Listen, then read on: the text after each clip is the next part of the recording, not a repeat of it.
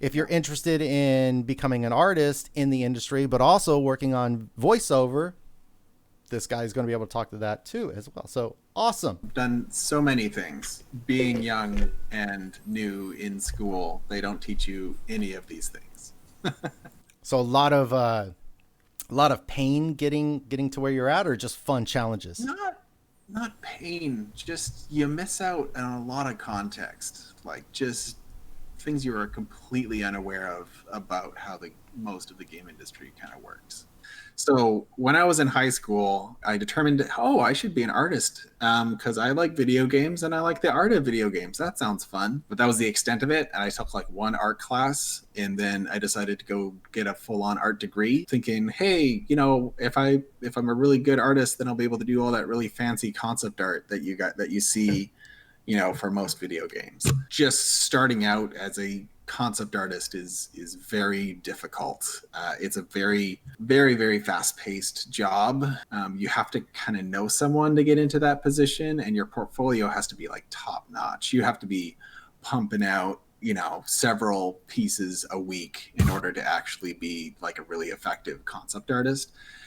Anyway, I didn't know that. I knew none of that. My first year of job hunting was unsuccessful. Aaron LeMay just had this opportunity to just be a general artist. Like there wasn't any real like specific things I had to have except for just be adaptable, be flexible, take on whatever project comes my way and just go for it. He liked that I just went for it, even though I didn't know all that much about video editing, and it worked out. How did you find your way to EME? That would be Aaron LeMay.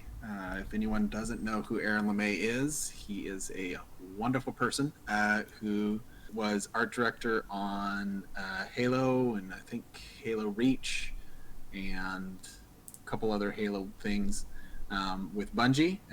Then he did Saints Row as well. He was the one who kind of headed up pitching that game and getting that one off the ground, the original. He keeps on doing so many different things. I think he's working on a drone game right now. He was the one who picked me out of a whole lot of different interviewees, and he really liked the test that I made him. He said, "Can you make one video?" And I made him 3, and he was impressed by that, and that's how I got in. What were the videos? What was your Uh, approach? I don't have them anymore. Basically, he said, "Hey, can you make a game trailer for your favorite game? Just pick whatever you're playing right now and put together a trailer for it, like a gameplay trailer." And I said, "Great." And so I made a really slow, kind of like emotion story-driven one. I made a fast-paced, action-heavy one, and I made a kind of like in-betweeny one. And I said, "Did any of these work?" And he said, "Wow, that's a whole lot more than anyone else did." So I was like, "Oh, great, phew."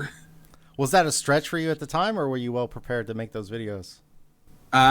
If well prepared means I had never opened up video editing software before, then yeah, I was super prepared. So, what about your team? What were the goals of your teams? What were the goals of your uh, team? well, if you're talking about the team being me and Aaron, then it was, you know, How long? really big goals. How long was it just you two?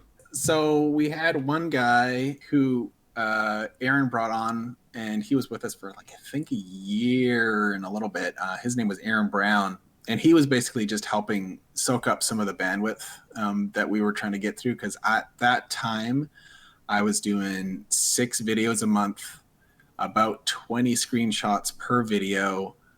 I was doing the websites. I was doing like packaging material stuff. I was doing like news post images, store images, PowerPoint presentations, and we were getting ready for game shows left and right. It was so much work. I was at the office until 11 p.m. for months. Was it a lot of work, or was it learning how the process worked that made it stressful at the beginning? It was just pure volume, honestly. There was a few efficiencies I learned along the way that made things better and made things a lot faster. One of the things you kind of learn, kind of going from like a green artist to more of a senior artist, is you can actually have conversations with the person who's asking you for something and work work the plan into something that's really effective and is lower resources than what they're asking for. Because that's at the time when I was first jumping on, there was a lot of like big names, and there was a lot of big personalities, big goals, and I was trying to just reach that goal Mm. as they stated it, as opposed to kind of like negotiating an idea that's just as effective but will be able to be accomplished in a different way. If anybody's in the chat and they are an artist or they do want to do VO, what should they be doing? How should they be trying to network and get into the industry? What should they be learning? That's an excellent question. The title of artist in game development or game publishing can mean a lot of different things.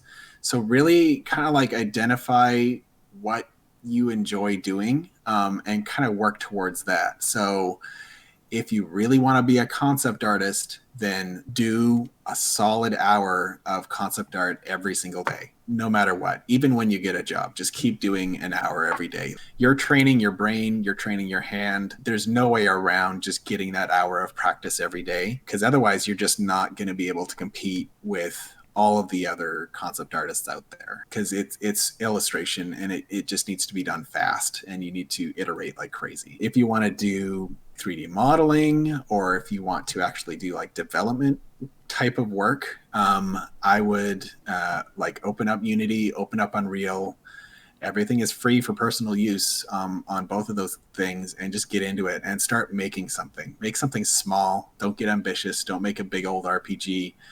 Just make a character and have him walk around, or just make a box and push it around with a script. Like you got to start small. You got to start with something that you can do within a week. In terms of actually getting into the game industry, obviously I don't know everything. I'm sure there is people out there that can just like train and submit a resume and a portfolio and then success. From the majority of the people that I've talked to, everyone started in QA, which is hilarious, but it's not something they ever teach you in schools, because it's all about those relationships. You gotta know somebody. You gotta be able to have that face to face of like, hey, I can do that for you. And they'll be like, oh, really? You can? Great. Why don't you try it? And then you try it. And then they're like, oh, great. I didn't know you could do that. Well, why don't you do that full time? QA is a wonderful place to transition out of. Oh man. I know I'm saying that to somebody who's been in QA for a super long time. So I think that should be the industry's tagline for QA. right. It's a great job to transition out of. Yeah, I've seen other people when they're super new to the industry come in through like community jobs or customer service jobs. Don't be afraid to grab an entry level position in something that's not ideally what you want, because you need to get those face to faces with people. You need to be able to have like that 1 to 2 years experience sitting on your resume if you're like wanting to do a bit of career climbing or whatever, because it just helps to have context. And once you have that context and you're in an interview, people will immediately be able to tell whether you've done it, whether you've actually done the work or not. Another important thing for artists is portfolio. Only show the things in your portfolio that are appropriate to the position that you're actually looking for. So if you want to be a 3D modeler, have a portfolio that just shows 3D models and shows your best ones. Don't show your work in progress stuff. That was my mistake. I showed a lot of work in progress stuff. Never do that. Just show your finished stuff, and then you'll be a lot more successful in it. I guess the other thing is just don't be intimidated. Like there's so many artists out there that just do amazing, fantastic, mind-bogglingly good work. Like if you look at anything on any of the concept art pages or forums out there, it's all super intimidating. These guys are just so pro, and they completely knock your socks off with how good their art is. But the reality is with those guys, it's like they just do an hour every day and they just keep going at it. And like they have had opportunities where they, whether with a company or not, they gain a skill and they just learn to do it really well. So just take it one step at a time. Finish something, move on. Finish something, move on. Just take every challenge that you can. Keep it small. Keep every idea as small as you can, because otherwise you're going to spend months developing something you'll never finish. I speak from experience. I think that's a lot of great advice. I have found so many times where I reference Terra, or I reference some of the live service stuff that we were doing with Terra with these new guys, because they are starting a live service project for this battle royale shooter, and they're making all sorts of plans, and I'm part of those discussions, and it like Terra comes up all the time. I think about at least once a day. I'll bring up Terra in in relation to live service stuff, whether it was a successful thing we did or not so successful, or like, hey, we spent a lot of time on that, but it didn't really have much effect. But we tried this and it was more effective. And they're like, oh, okay. And then they kind of move on pretty quickly. So it's super helpful to actually have had that experience going into VR.